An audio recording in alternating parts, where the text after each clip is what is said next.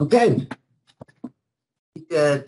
Time has come. It is time for our work session to begin. It's Tuesday, December the 13th, 2022. It's 1:30.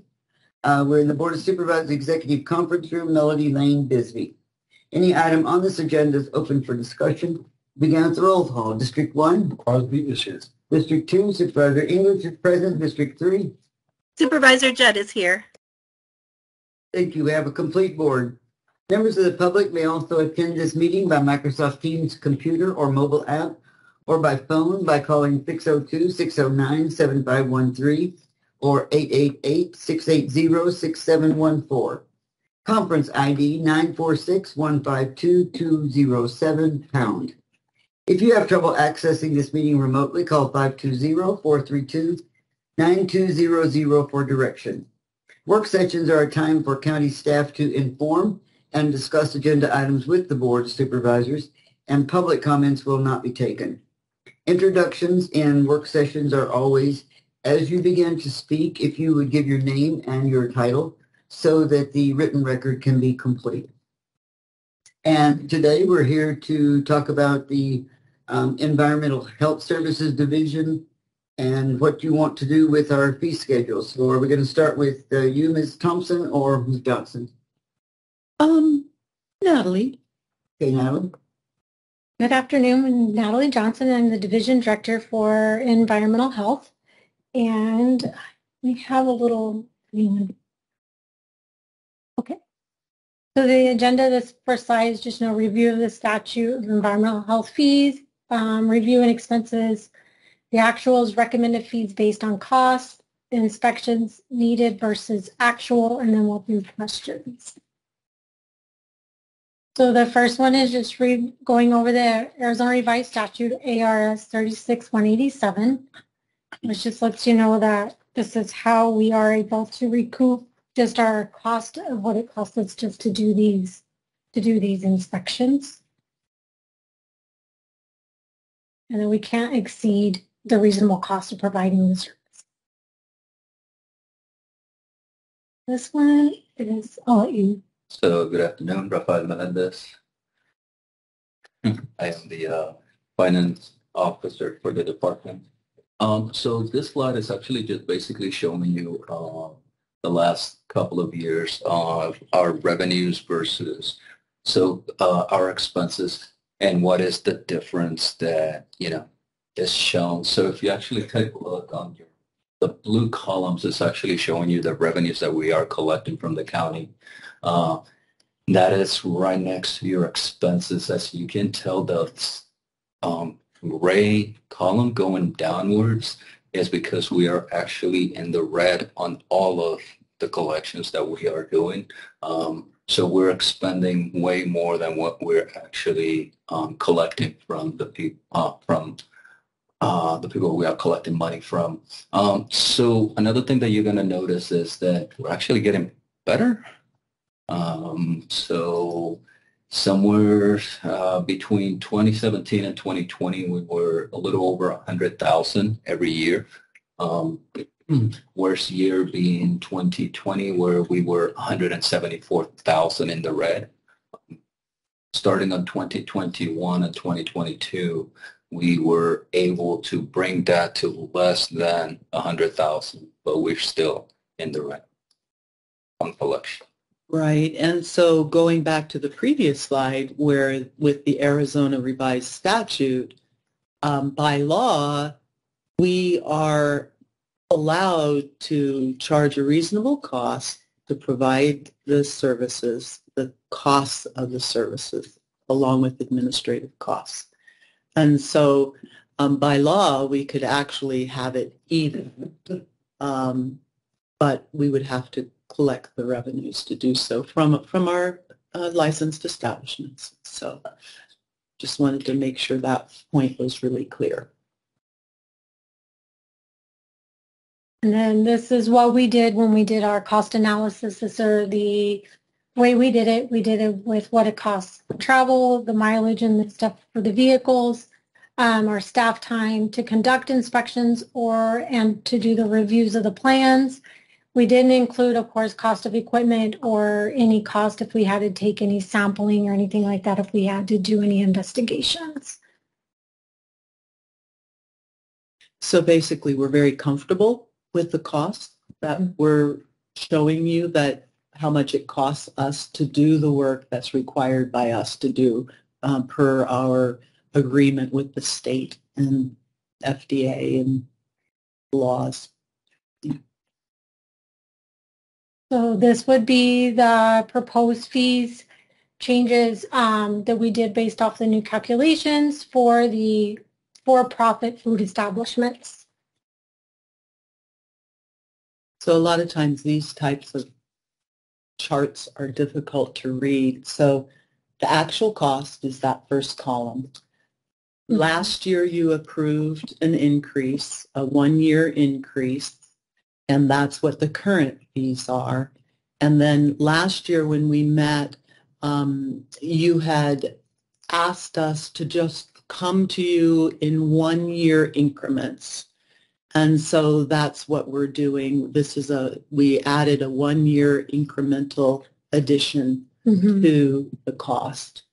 And so then that's what the proposed fees are on the final, the next to the last. And then that last column, that just tells you what percentage of our actual cost we're collecting. Okay.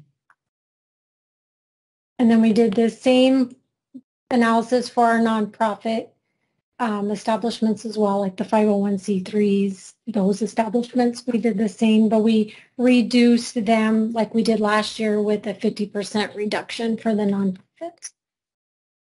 So over there on that last column, percent of cost, it should be right at 50%.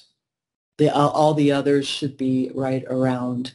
Nonprofits should be at 50%. Profit-making establishments should be around 100%. And then this is the other fees, which is for lodging, like the hotels and stuff that we currently do. I believe we left them pretty much the same. We didn't change the fees from the current fees to the proposed fees for lodging. And can I go into a little bit of an Sure. explanation about the pools and spas? Yeah. So last year we'd presented, we'd come before you at a regular Board of Supervisors meeting. You had approved the fee increase, and then of course we have to do that whole letting the whole community know what the fee increases are going to be, and somehow the entire new fee schedule did not get noticed. And so we just didn't change the fee structure for pools. Last year we had brought this same information to you. We had been charging what's in current fees, kind of light gray. You had agreed to our request for changing it to make it easier so that, we have just a per pool, per spa fee and not have all this shenanigans with if you have one pool, you're going to get charged this. If you have 4 pools, you're going to be charged this. Because it costs us the same to inspect every pool. It costs us the same to inspect every pool. So it didn't make sense to be how it was being done in the past. So we're bringing this before you again, and this year we will make sure that all of our approved environmental health fees are noticed properly, and that the notice will include all of the fees. Yeah, so. And we're really not sure how it got left out. Yeah, because it was left out of the newspaper. So.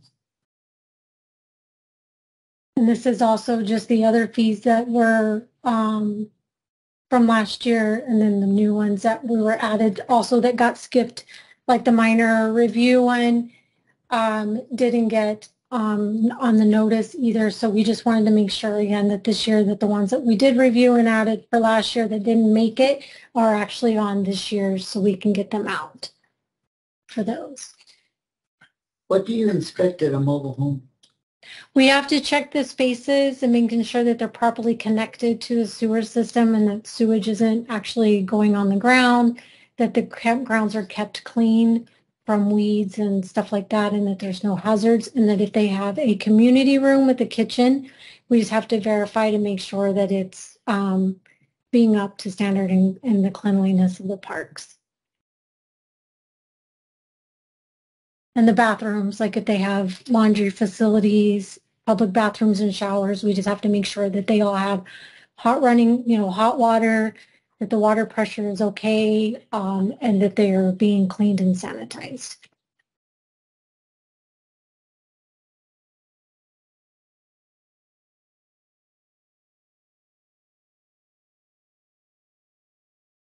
The other fees, these are the same fees. I don't think we changed them from, no, these are all still the same from last year's that were on the fee schedule. Okay, so this slide is kind of to present to the board basically where we at. So a couple of tables that you see here. So the inspection tables is actually showing how many inspections we have to do per year based on the number of establishments that we have.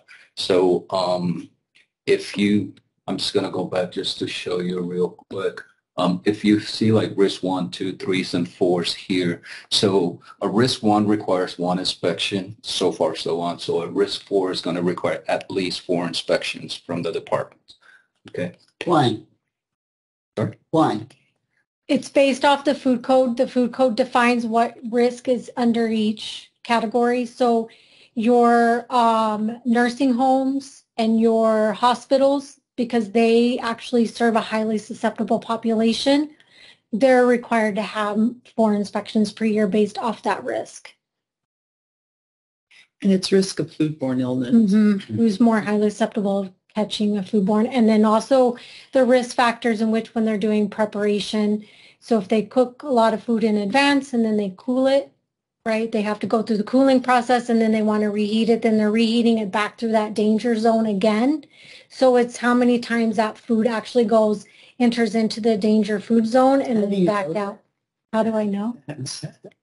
Growth of bacteria. Growth of bacteria. No, but I mean, how do you know if they're obviously you know if it's a hospital or a nursing home. Right. But when you get to the 2s and 3s. Their menus. Yes. Based off their menu and their food process of whenever they prepare. Most of your risk, like 2s, would be like your McDonald's and those places because a lot of their stuff is frozen and it's cooked from frozen state and then served. And then whatever doesn't get done after a certain time, they discard at the end of the day. Your other ones like Chili's and those, they actually do have several items that they make in advance and they do the cooling process and then have to reheat it. And they only go through that danger zone 1 to 2 times and discard at the end of that day. Mm-hmm. Do you have any rules about what time of day you visit these places? Because I get those complaints every once in a while that you show up at lunchtime. Yep. Nope. There's no rules. It's they're all unannounced inspections, and they would like us to do them during food preparation or during food cooking and service, because that's when you can catch if there's any violations or if they're mishandling of the food, cross-contamination. So if they complain about that, I say, well, it was done on purpose. Yeah. I mean, that's pretty much. I mean, it's the way the code reads is to do it during those time frames. Unfortunately, if we tell them where we're coming, they're going to do everything correctly. Like we While want we're them to. Yeah. Right. Yeah. Except it's only because they know we're coming. Yeah. Yeah. Isn't that the way human nature is? Yes. Yes. That's why we do them unannounced. Yeah. So as you can tell on that first upper left chart, you're going to see that we need to be making about 1,600 inspections with 495, just shy of 500 inspections on non-food related. So our total that we should be doing inspections a year is about 2,100. Unfortunately, because of the staffing that we have. We only have so many individuals. We are able to, at the moment, conduct 935. These are the 2022 numbers. We were able to conduct 935 food inspections, 319 inspections. So if we just focus on the totals, we're 850 inspections shy of what we're supposed to be making. With the amount of personnel that we currently have working for the sanitarians, we do not have enough people to actually conduct all the inspections that we have to conduct. If you look at the middle chart, the number of inspections per sanitarian a month, our sanitarians are really trying to do the best they can. So for food inspections, we need about 34, but we're actually performing about 19. If we go back to the totals, just for simplicity's sakes, we have to be making about 44 per person per month, 44 inspections. However, we're only hitting about 26, and this is really going as fast as we can. Our optimal number should be anywhere between 22 and 25 inspections. So we're past the optimal, but we are not getting anywhere near close to how many inspections we're supposed to be making. And why is that? Because we don't have the personnel. So depending on travel time and what type of inspections we're doing, those inspections require X amount of time. There's only X amount of hours in the day.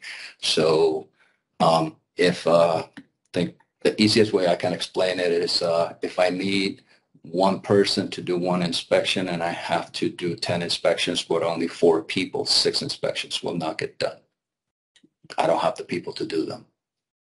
And that's basically where we find ourselves right now. And I also want to comment that this is a conservative estimate because when Natalie and Rafael were talking about the number of inspections, like a risk one inspection a year is the minimum, and so on.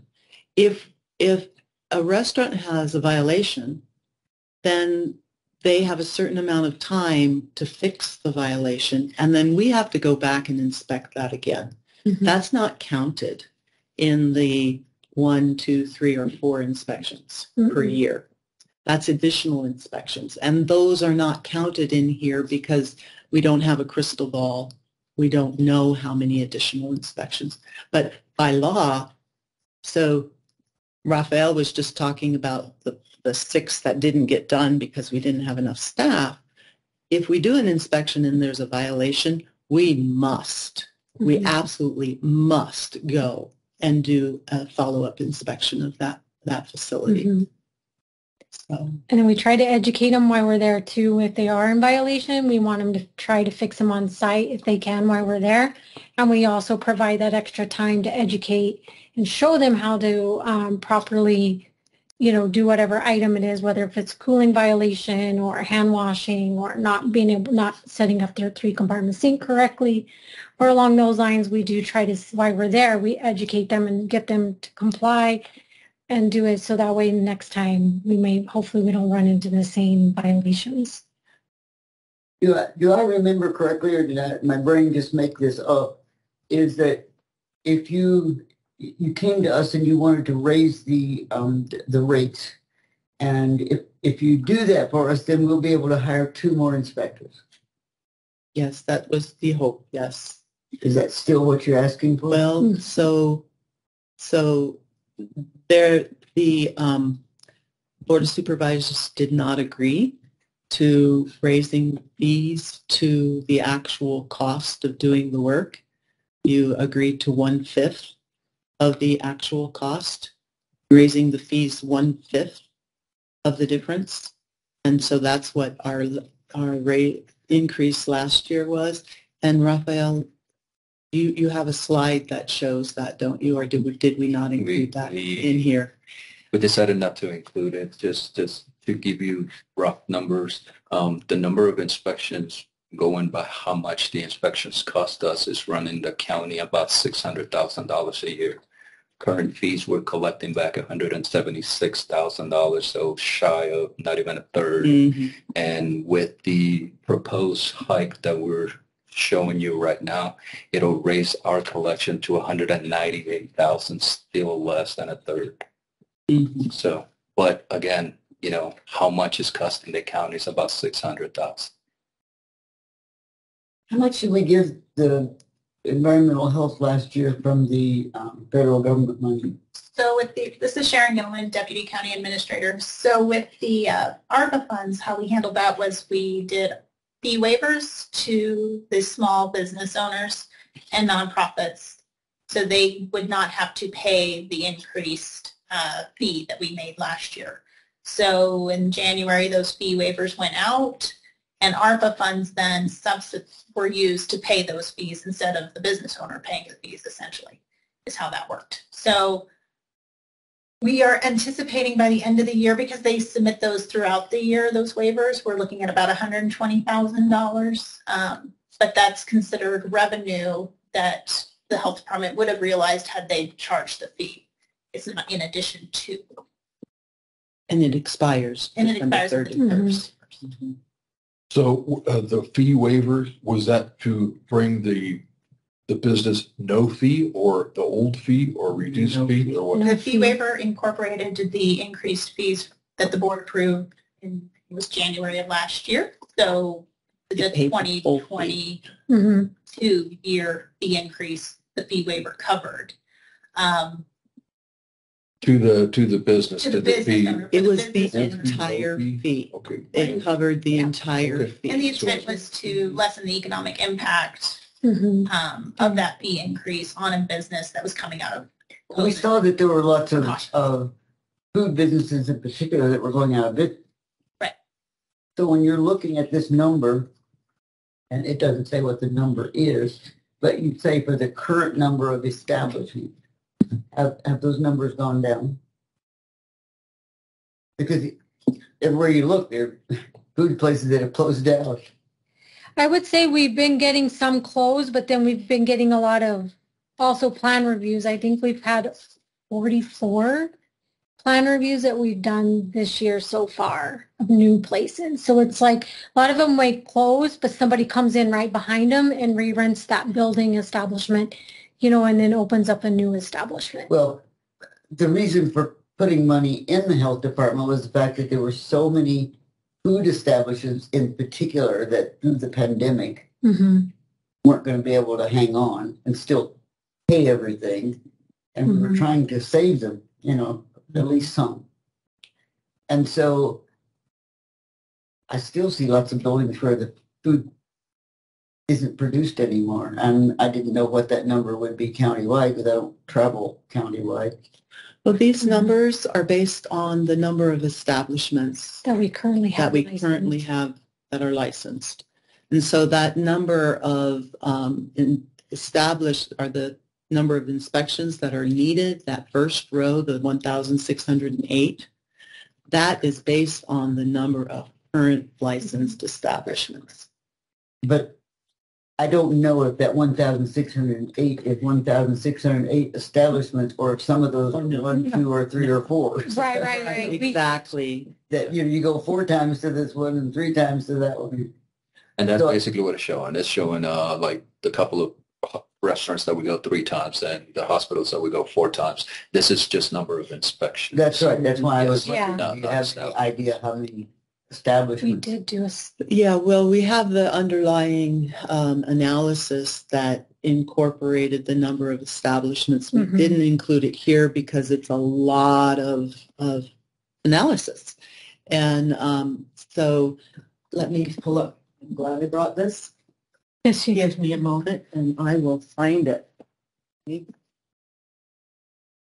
you have other questions? So we haven't really actually talked about the cost of. Do you have all of your forms and the things that you use when you go to inspect? Is all that online or people have to come back to the office and do more? We do them all on our laptop. The inspections are done on the laptop. So you have programming that allows Mhm. it to happen. Yep. Where do you think that you could gain some efficiencies so that your people could be more efficient? That's the thing. It's really not that it because we don't know what we're going to run into when we go into an establishment.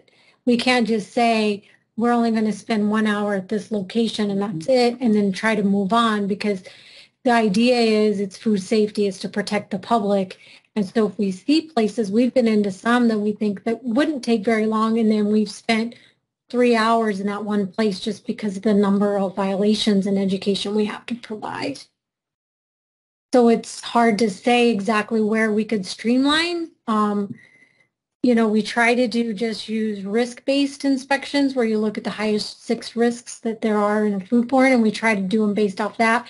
But again, those are the ones that a lot of people are already in violation for, so we have to spend that time in there with it. You know, I understand your concern, but government always has to look at what is it costing us to do this? Mm-hmm. And like you say, you know, should we only inspect for this, this, and this? You know, you see what I'm saying? Mm-hmm. Is that, you know, because we can't, because we're basing the fee on what it costs to do something. Mm-hmm. That doesn't mean that we can spend the same amount of time as if we were a private organization. I'm sorry, Supervisor English. I'm getting a little bit confused, because what we do is based on the law and based on the FDA guidelines, which is what our law says we'll follow. But you can't always allow people who work for you to decide how long they're going to take to do something, no matter if it's the health department or the engineering department. You see what? That's what all I'm asking is that we need to always be looking for efficiencies. Right. Instead of just saying, okay, well, ever how long it takes. Right. And that's an okay attitude, but the point of it is that we can't have that luxury. Right. We understand that, but we also are tasked with building rapport with business owners.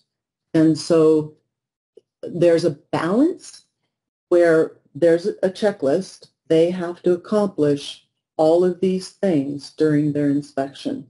They can't cut corners. They have to complete each of those items on that inspection. And at the same time that they're doing each of these pieces of the inspection, they are talking with and working with the person in charge who is responsible for ensuring that the establishment is following proper food handling procedures. And so if we get into a situation where you're asking us to just do it quicker, we really can't comply with that request, because we are required to do each of these steps. We're required to educate the business on what's not being done right and how to fix it. And if we were to just go in and go through the checklist and do absolutely no establishment education, it would be very bad. The complaints would increase considerably. Because they want us to, because they feel like we're just in there and we just hammer them down with violations, and if we're not educating them on how to fix it while we're there helping them, then they're like, you guys didn't even bother to tell us. You just said, oh, you have these violations, here you go, you know, kind of thing, which I've had those complaints too. So it's one of this kind of like, you know, Alicia said, was we've got to find that balance of educating as well as doing that. Because my biggest thing is I don't want to go and rush through an inspection or have my inspectors rush through an inspection and then we miss something or we don't fix it correctly or have them respond to it, and then we end up with the foodborne illness outbreak. We end up with an outbreak, we're also going to be held liable because they're going to come back and say, well, why didn't you guys do this? Or if you knew about it, why didn't you do that? And then now we have to take that as well as that. So it's one of those things that's kind of, I understand what you're saying, you know, with time and the money and the personnel and that kind of stuff too. But at the same time, I have to make sure that we're doing what we need to do to protect the public from a foodborne outbreak. Well, you've certainly jumped in and are angry about something that I had no intention of it coming out that way, because the We're not programming that you're using now, you didn't used to have, and so it became an efficiency to use it, right? Yeah. The computer that you have now that you carry around with you, that's an efficiency that you didn't used to have. Right. We used to paper. I think we always have to be looking at what efficiencies we can have. Mm-hmm. And whether or not we're combining everything that we're going to be doing in Wilcox today, instead of, okay, there's one in Wilcox, there's one in Benson, we got to follow up on. And we do. All I'm saying is that we need to know that everything that we're doing it with efficiency. Mm-hmm. I understand that. And you're right. We do that. That's one thing we try is like, if we have 5 or 6, inspections in one location, go to Wilcox, just do Wilcox. Don't be driving Wilcox and then to here and then back over here and back and forth. It is about efficiency. And that is one thing that I do tell them, plan out your days and stay in one location. Sometimes something does come up as a complaint or something with no, an establishment doesn't have hot water or sewage is backing up, and then we may have to detour from what our original plan is or where we're at and have to go and address that. But you're correct with making sure that they're doing their inspections efficiently. So doubling back to our current number of licensed establishments, we have a total of 578 for-profit food establishments. So I'm just talking about food establishments right now, and the for-profit ones. We have 158 risk 1. We have 253 risk 2. We have 138 risk 3 and 29 risk 4 food establishments. How many inspectors do you have? I have 4. How hard is it to find an inspector? It's hard because they have to meet certain qualifications. Right. Mm-hmm. How long does it take you to hire someone? Well, we got lucky this last time because, he was already a sanitarian registered and he was already living local and he worked here before. So he came back. So that wasn't easy on this time. But for the most part, it can take months, a couple months at least, to try to fill just one position. And then it takes 1 full year at least to train them. To train them so they can, if they're not already registered, but even to be able to take the registered. It's fair to say it used to take years almost to get another position. Yeah, it depends because it's really, they need to have a degree in science. Environmental science is the thing, the 30 semester or the 30 credit hours of science for the state, and then the National Environmental Health Association, in order to take the registered environmental health exam that's required to get your sanitarian license, requires a bachelor's of science with the 30 credits in science. So that's where it is trying to locate and try to advertise and hopefully find people that can fill in and take it. Mm-hmm. And so Natalie has been working on building relationships with the Cochise College to talk to their programming and the students to let them know this is an excellent career choice and an excellent career path that is available in Cochise County. A lot of people aren't aware of the opportunities that they could have with the Cochise Health and Social Services. So we're trying to increase that. You've been writing a lot, Tom. You have. Well, I was just going to say the chair's points are well taken, right? And fee increases add overhead, and they are inflationary. And even though the health department personnel level isn't optimum, the overall economy and fee increases should lead. The overall economy should lead the fee increases of the health department.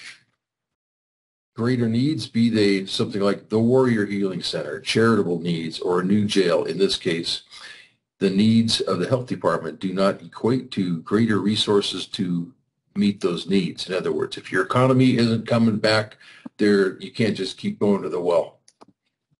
And whether it's the jail, I mean, the sheriff tells us the same thing. We're going to face these lawsuits. We're going to have various unfortunate effects of not expanding the jail, not doing this, that, and the other thing.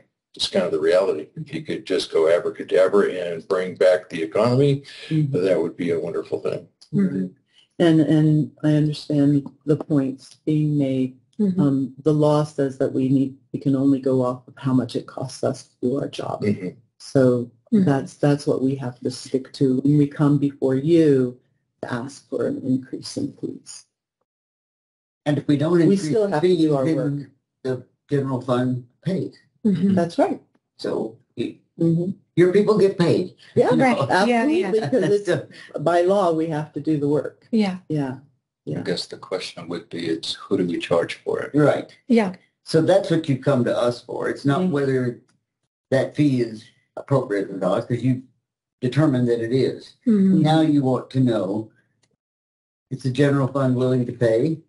Or do we want to put this onto Businesses. the people who have that service, Exactly. which benefits the public? What percentage do we do in planning and zoning? Do you know? I don't. Because for years we've been trying to work towards trying to, the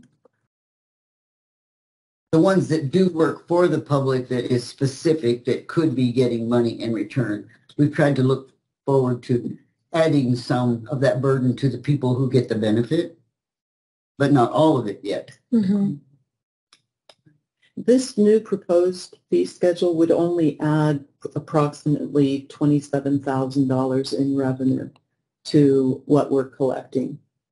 That this fee increase is so small, it would only add $27,000.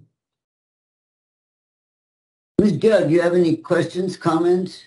You awake? Yep, I'm awake. I have a couple of things. One is, and I think I may have asked this the last time, are other counties struggling with this?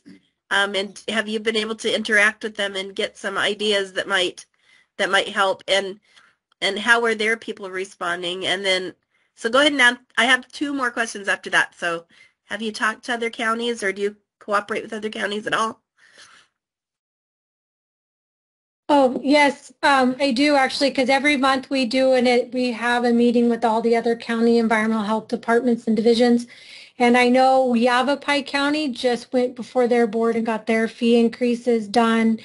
I believe Santa Cruz County is working on one as well. And then I'm not sure what's the other county. Coconino is the other one that we use, right? And didn't you tell me at some point that Pinal's Board of Supervisors made a decision that was different? Yes, Pinal, their general fund funds the whole department. They decided not to put the burden on to the business owners, so their fees are very minimal.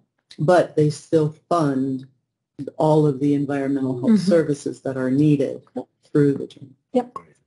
And a growing county.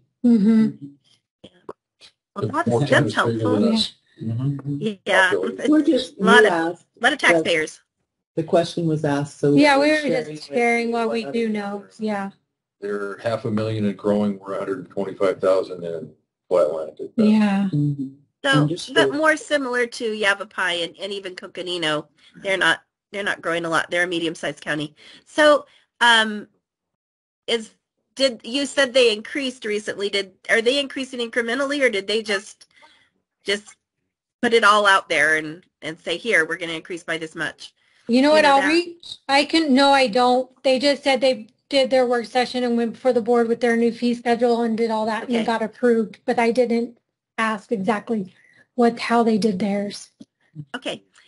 All right. And then another question was, well, this is kind of for the board, just a discussion, but it kind of seems like you do need to hire some new people. And is that something you're bringing forth to us to see what we might think about that today? Yes. Okay. I'd like to hear the other board members' thoughts. I think it almost sounds like we need someone. And if it takes 3 months to hire someone, they need to start looking. if I may. So if you actually look at the bottom chart here, you're going to see that new environmental health sanitarian, depending on at what level we hire somebody, that's what these numbers are showing. Realistically, we'll probably might be able to find level 1 environmental health sanitarian, and the cost to the county will be around $62,000 per sanitarian. And EHS2, which of course it already is going to come with the certifications we need and experience, but the probabilities of us finding one, it's going to be very low. That individual will be about $67,000 to hire one. Based on that's the scary chart on the right. Here's the thing, and I want to make sure that everybody understands. More sanitarians does not mean more revenue. More sanitarians just means we get to do what we're supposed to be doing. Okay, so here's what's happening. If we do a risk score, at the beginning of the year, we say, hey, you know what, you're up for a risk score. They send us the licensing paperwork. They pay us the fee for a risk 4. Now, whether they get 1 inspection, 4 inspections, 5 inspections, it depends on how many individuals we have available at the time and how much workload we have. So there are individuals out there or establishments out there paying for a risk 4 that are not getting their 4 inspections. Now, is that correct? Don't all of our risk 4 get their minimum 4? We try. That's the ones, the 4s are the ones that I push to get done are the 4s. Yes. I pushed it. I can't guarantee they've all had theirs, but we definitely, that is the biggest priority. Our risk 4s are our priority. So basically, long story short, what it comes down to, I just want to make sure that everybody understands us hiring more individuals does not mean more revenue. You know, it just means that we're doing what we're supposed to be doing. We're meeting our It delegation. does come with an expense. You know, obviously, if we add more individuals to the pot, it's going to add an expense to us. So we're going to go to the less scary all the way at the right. If we hire 1 sanitarian, and this is going to be 1 sanitarian at level 1. So the lease cost, $62,000. Our expense will rise to $521,000, and we're still going to be in the red. A little bit higher, obviously, about 133. Now, that would still not get us to the optimal number that we're trying to get to. That might not even get us to the fact that we're actually able to conduct all the inspections that we have to conduct. So the big thing here is that because we are not charging for what the expense is, general fund would still have to fund some of these expenses. And that's basically what we're seeing right here. The general fund would still have to pick up The difference. Yeah, about 2/3 of the cost. Okay, can I ask another question now, Chairman English? I'm thinking like bargaining in a market. We do have to put all of our increases out to the public. Should we maybe increase more than just 1/5 this year and then use their public input to decide where the market can bear the increase the best? Can we adjust after we put it out to the public, or do we have to have a decision made and then put it out to the public? What you advertise for the public is what you have to do. That's why it's the advertisement. Is there a way to bring some of the business owners together and talk about these fee increases? I know they're not going to like any of them, and it's not fair to put them on them, but it's also they're paying for it with their taxes if we don't pay for it through the process.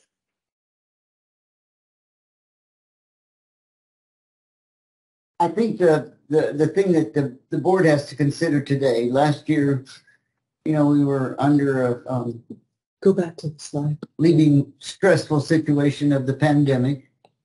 But now we have to decide, are we going to raise it more than 1/5 in order to cover some of the cost, and are we going to add another sanitarium when it's possible during the year in order to take over some of the things they're not being able to do now.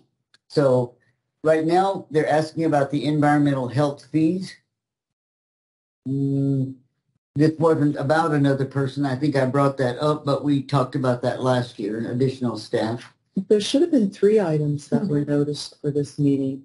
The fees. Oh, it's on. Okay, so the fees, the positions, and the resolutions. Well, but I'm asking them now to look at the fee schedule and say, are you ready to add more than 1/5 this year? Oh, yes. Okay. Last year we said, okay, 1/5 we'll put on it.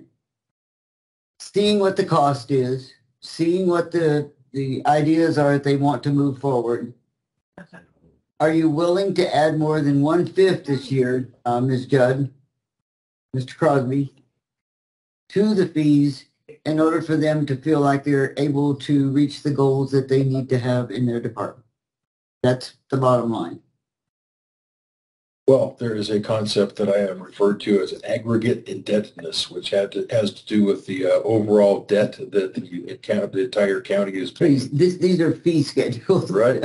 Well, we could talk It isn't debt. It's fee fee schedule. versus tax ad absurdum, and charging a fee to fill cracks in the pavement and saying, well, this is a fee. This isn't a tax. This is a fee. And so what you want to call a fee and what you want to call a tax, we can extrapolate, like I said, to ad absurdum till it becomes as absurd. But like I said before, we have only so much peanut butter in the jar, and there's only so many sandwiches you can make with a jar of peanut butter. And if the 0.5% sales tax for 25 years is indeed $273 million, that's going to have a detrimental effect on the economy. So I'm looking at a big picture. It'd be nice if everybody came here, if it was some safety concern. Well, we want everybody to be as safe as they could possibly be. And no matter what it costs, safety first, right? But it can't be that way, whether it's the jail or the health department, for instance. What if I ask you to look at the health fees instead of adding 1/5, if you added 2/5 to the environmental health fees? Ms. Judd, could you go along with that? I think we almost have to because of inflation. Sadly, that's might be something that is to be considered here. Everything costs more, and that hasn't even been discussed today, really. And then next year, if it seems to be too much, just go back to 1/5. Sure. And that might help us get the extra person in, not really completely, but maybe a little bit.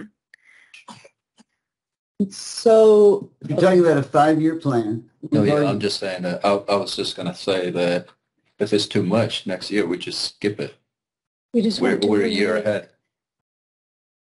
So instead of going back to 1/5, we just skip 1 year. If we're talking economics, inflation is only going to go up year by year by year. So if you want to give people a break, you just skip a year.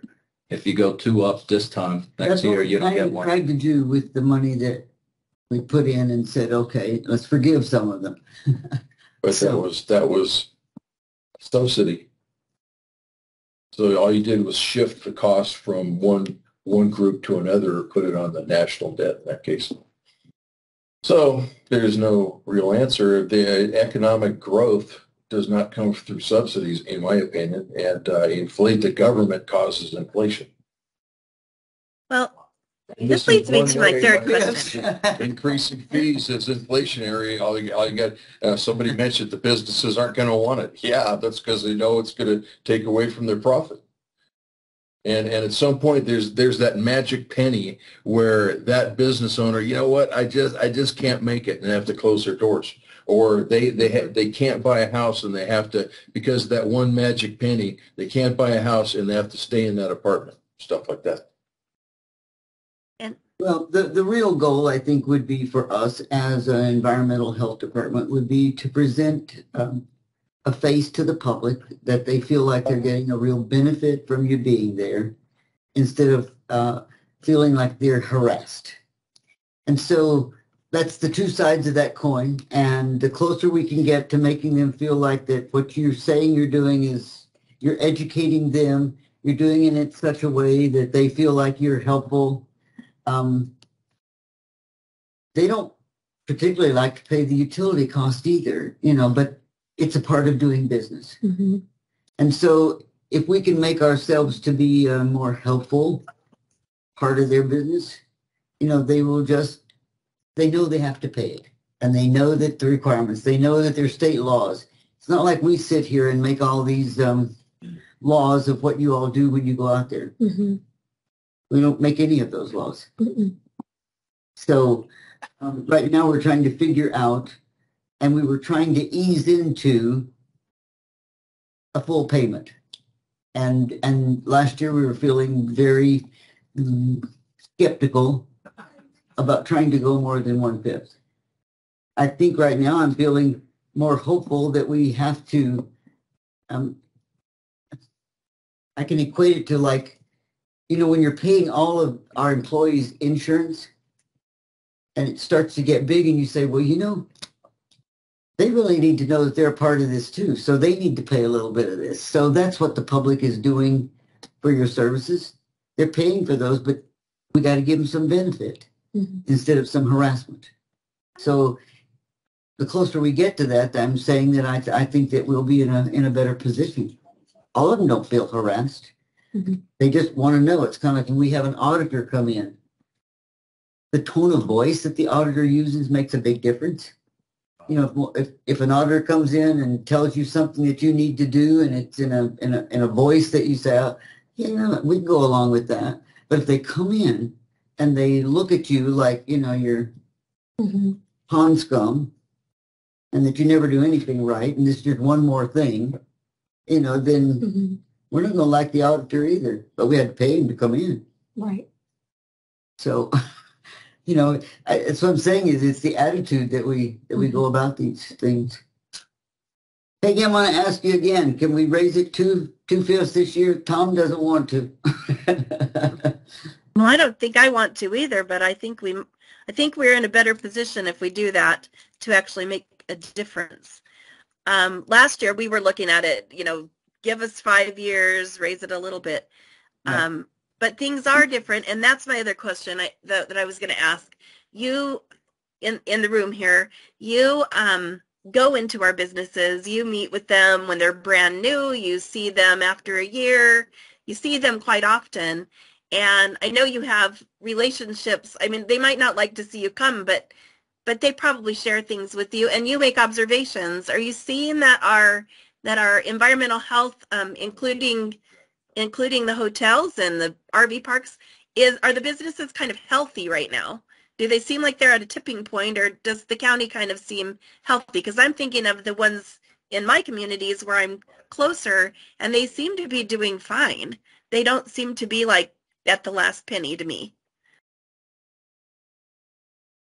I agree with you, Peggy. I haven't done too much in Sierra Vista, but every time I am here, just to do observation with our inspectors, the businesses are always busy, but I don't necessarily know what the revenue intake is or stuff like that. Right. Again, because I don't have those type of conversations, but a lot of them are busy in these busier areas. And I know Wilcox too, because I do visit and do inspect in Wilcox myself sometimes. So I know, and I'm seeing that our public places are just really busy here.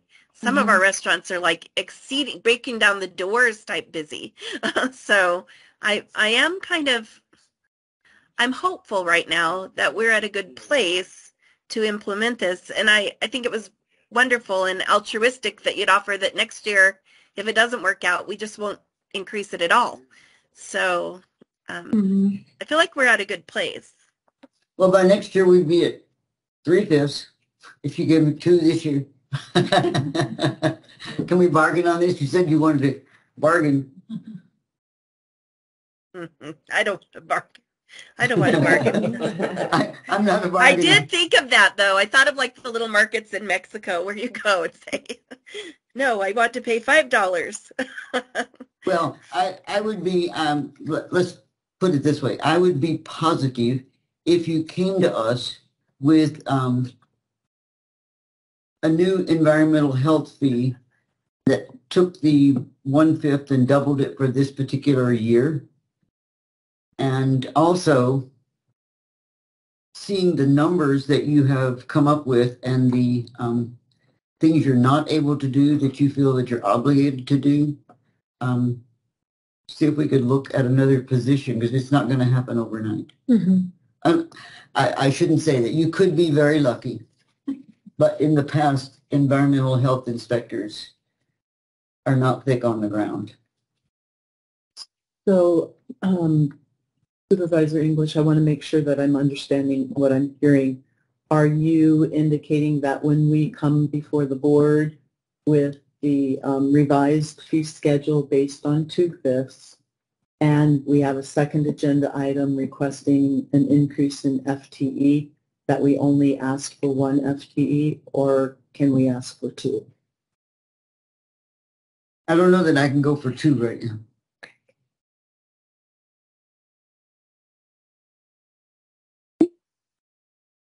Judd? I'd prefer Sparkle? 1 also. I know it's hard on you guys, but I'm not sure we should add 2. Maybe within the 5 years, you know, I don't know, but I could Thank you very much for that. I could subsidize it, you know, and get 1 more, but I don't know about the 2. Okay. Don't feel comfortable with that right now. What do you think, Tom? I think totality of the circumstances, and I will make the decision when it's time to vote. Thank you. So there is one last item that we needed to review, and that was the resolutions that will go forward. I think, do you have that, the resolution? The one to fix the errors, right? Yeah. And she's also decided to write the fees. That fix errors. Who's in the background talking? Our supervisor does. Oh.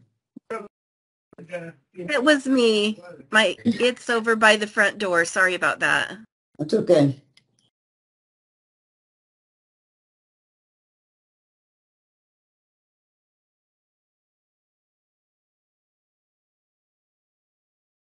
Okay, and then on this one's just the resolution to our current sanitary code that we have for environmental health.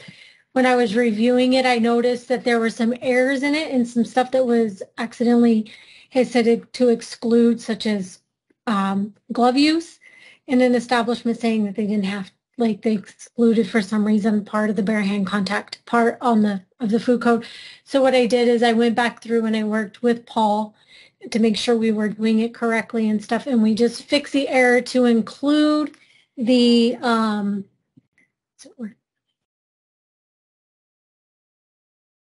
Are they all just clerical errors? Yeah, it was just clerical, so we just added the this part here where it talks about the certified food protection manager, because the food code does require it now.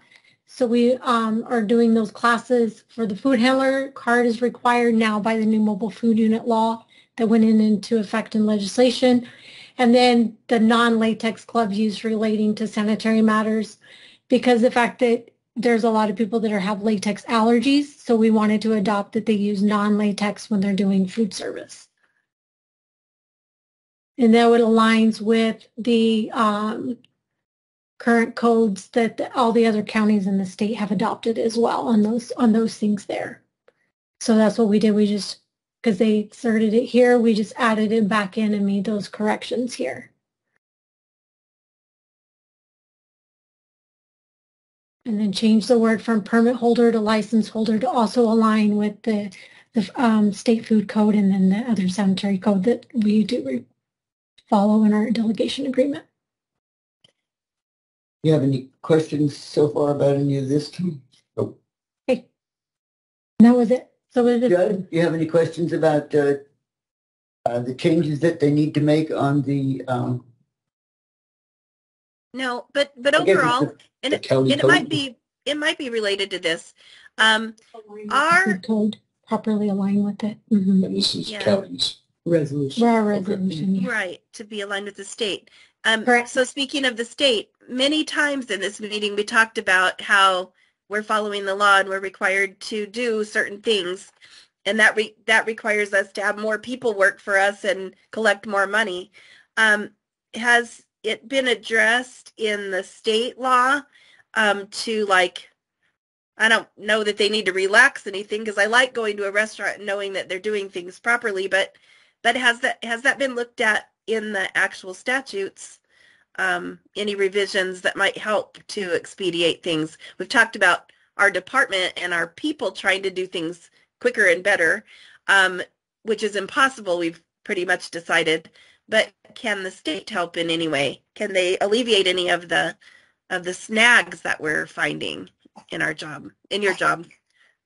No, because the FDA food code is the minimum requirements Okay. that everybody has to follow, including the state. The state just actually adopted the new 2017 FDA food code as well.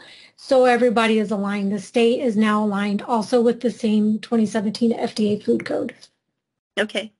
So we can So only when I All up to date with 2017. Yep. Right now. And then next year, the newest version will come out, and then that automatically gets adopted, the changes from whatever the new code Right. comes out. Yeah. I was just wondering if there were any efficiencies, but that would have to be at a federal level then in that case, if Correct. there were any efficiencies. Okay. There are no Thank you. efficiencies at the federal level. I know that. And truly, everything that we do to ensure that, like you said, Supervisor Judd, when you go to a restaurant, that your chances of going home with a foodborne illness are as low as possible. Everything that we do is based on that effort. Mhm. And everything's based on science. It's like a baked potato that is not held at a proper temperature can kill you, Mhm. literally kill you. Especially if it's wrapped in foil Yes, and held. yes. And like most people don't know that. But it's We're willing to give you something. Don't depress us to the public. well, Quit while you're ahead. no, but sometimes we don't go into detail about why we do. We don't want to hear it. I know. Your I surgery know. was good. That's all. Okay, thank you. Thank you very much. Yeah. Any other questions or comments that you have? I think No. the direction probably is that we ask them to bring it to the board. One additional person, fix up the code, take out the mistakes, the errors, whatever was in there, and also to change the environmental health fee schedule to 2/5 this time instead of 1/5. Is that what you heard today? You shaking your head? Let the Yes. record show that Ms. Judge shook her head, yes. How about you? No fee increases at this time. Okay. Tom says no. Okay. Mhm. Let the record show that. But still bring it to us, and it'll have to be in an open session and more discussion. Okay. Anything else that needs to be brought up? I think Alicia's got her lips zipped. She's afraid she's going to go downhill from here. Yes, ma'am. All right. There's nothing else that needs to come before the board. Our next meeting will be held on December the 27th at 10 o'clock a.m. in the Board of Supervisors Executive Conference Room, and that we have to pay bills. It's warrants and demands special meeting. Before I stop this meeting, I want to say to each one of you that are here, Merry Christmas. Stay safe. Stay healthy. We still got work to do. Amen. Amen. Okay? Amen. All right. Work session adjourned. Thank you.